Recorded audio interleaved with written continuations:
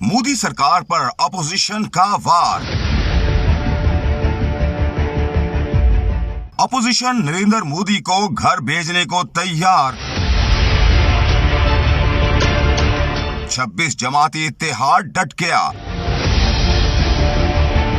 मोदी के खिलाफ तहरीके अदम एतमाद लाने का फैसला। भारत में 26 जमातों के इत्तेहाद ने वजीर आजम नरेंद्र मोदी के खिलाफ तहरीके अदम एतमाद लाने का फैसला कर लिया है। दूसरी तरफ तहरीके अदम एतमाद का सुनकर मोदी बौखलाहट का शिकार हो गए और अपोजिशन इत्तेहाद को ईस्ट इंडिया कंपनी से तशबीह दे डाली। भारतीय मीडिया के मुताबिक अपोजिशन जमातें मणिपुर में जारी खाना जंगी पर मोदी सरकार से लोकसभा में बहस करवाने का मुतालबा कर रही है, लेकिन मोदी हुकूमत मुख्तलिफ हीले बहाने बनाकर अपना दामन बचा रही थी। गुज़िश्ता रोज राज्य सभा के 50 अरकान ने मणिपुर खाना जंगी के खिलाफ करारदाद पेश की थी, ताहम मोदी सरकार ने इजलास ही बर्खास्त कर दिया था, जिसके बाद से अपोजिशन रहनुमाओं ने पार्लियामेंट के बाहर धरना दिया हुआ है। चुनाचे अब 26 जमातों के इत्तेहाद ने नरेंद्र मोदी को अदम एतमाद के जरिए पार्लियामेंट से किक आउट करने का फैसला किया है।